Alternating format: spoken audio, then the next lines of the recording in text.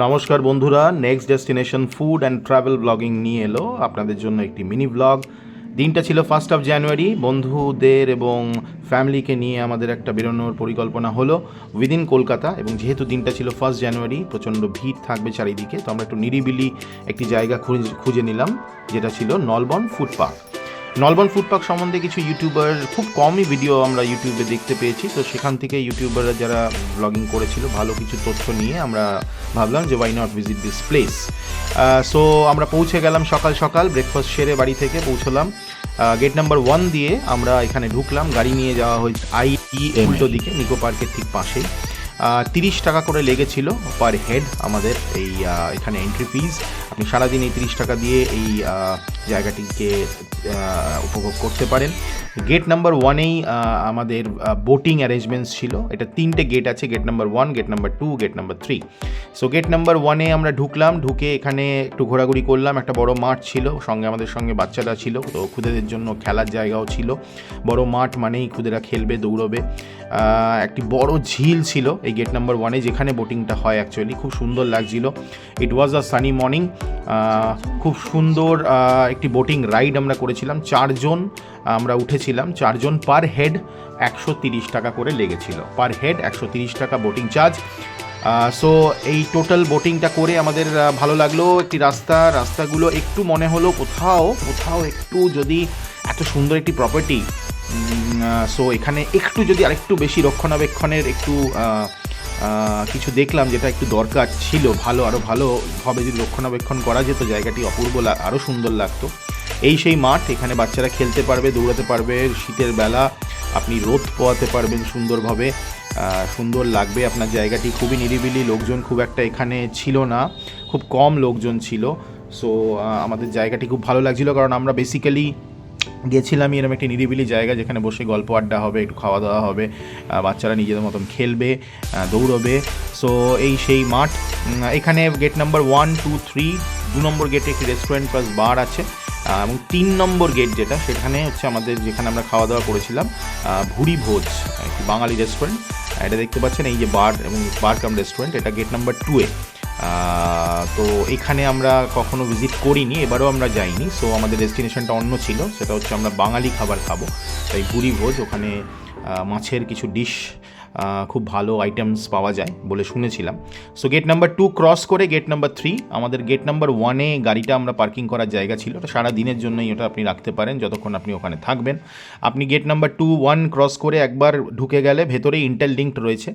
Gate number 2 interlinked, gate number 3 interlinked. So দারুণ লাগছিল আমাদের ভেতরে প্রবেশ করে। সুন্দর জায়গা। দেখুন, যাচ্ছি আমরা গেট নাম্বার 2 ক্রস করলাম, এবার 3-এ ঢুকছি। 3-এই আমাদের বেসিক্যালি মেন, যেখানে খাওয়া দাওয়া।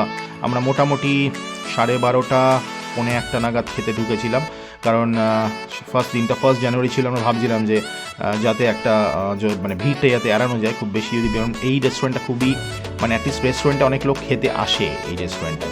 আমরা গিয়েও তাই দেখলাম। আমরা যাওয়ার আগেও বেশ লোক ছিল, ক্রাউডেড ছিল। আমরা বসার জায়গা পেয়েছিলাম, ভালো বসার জায়গা পেয়েছিলাম। তো দেখাচ্ছি আপনাদের নেক্সট যখন আমরা যাবো এখানে। দেখুন, এই হচ্ছে সেই রেস্টুরেন্ট ভুরি ভোজ।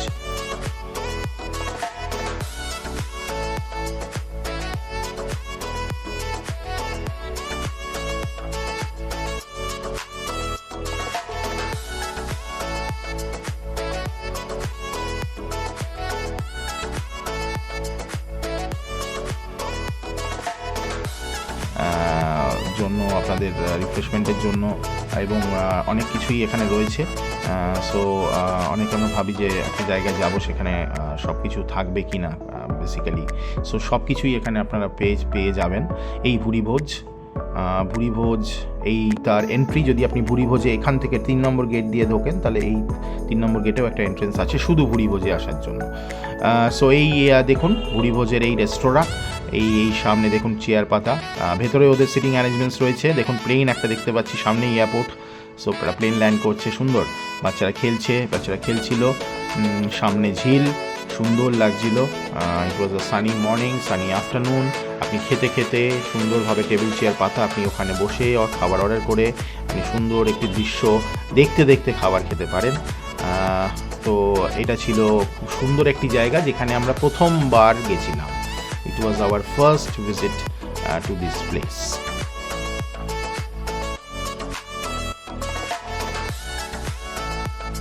খাওয়া দাওয়ায় প্রথমে আমরা অর্ডার করে নিয়েছিলাম fish fry, diamond fish fry. 200 টাকা করে রেট ছিল, 150 টাকা ছিল। সাথে দেখে মেনু কার্ডে রেট চেঞ্জ হয়েছিল না, ওরা বললো স্যার 200 টাকা হয়ে গেছে এটা, তো একটু সাইজে বড় হয়েছে এবার, তার জন্য এটা 200 টাকা আমরা রেট করেছি। ইট ওয়াজ আ টেন্ডার ফিশ ফ্রাই। ফিশটা খুব টেন্ডার ছিল, খুব সফট ছিল। ভেটকি মাছ যেরকম হয়, ভেটকি মাছের ফিলেট যেরকম দেখতে, দেখুন আমি দেখাচ্ছি, খুব সুন্দর জুসি ছিল মাছটা, এবং কোটিংও খুব কম দেওয়া ছিল, ক্রিস্প, ওপরে একটা ক্রিস্প হালকা কোটিং ছিল। সঙ্গে ওরা সস দিয়েছিল, মাস্টার্ড সস দিয়েছিল। এটা ছিল আমাদের স্টার্টার। তারপরে আমরা অর্ডার করেছিলাম আলা কাটেতে একটা থালি সেদিনকে দিচ্ছিল না, বাট ওরা থালির কিছু কিছু আইটেম ওই থালাতে দিয়েছিল। সুন্দর চালের ভাত, আলু ভাজা, একটা পাঁপড় ভাজা, এবং সঙ্গে একটি চাটনি, ছোট্ট চাটনির বাটি। সঙ্গে আমরা নিয়েছিলাম ডাল, সেটা মুগ ডাল ছিল, খেতে খারাপ ছিল না, ভেজ ডাল, খেতে মন্দ ছিল না। সঙ্গে ছিল একটি কাতলা মাছের কালিয়া, সঙ্গে ছিল বেগুন দিয়ে এবং পটল দিয়ে চিংড়ি, বেগুন নয় সরি ভুল করলাম, পটল চিংড়ি। সঙ্গে ছিল চিংড়ি মাছের মালাইকারি।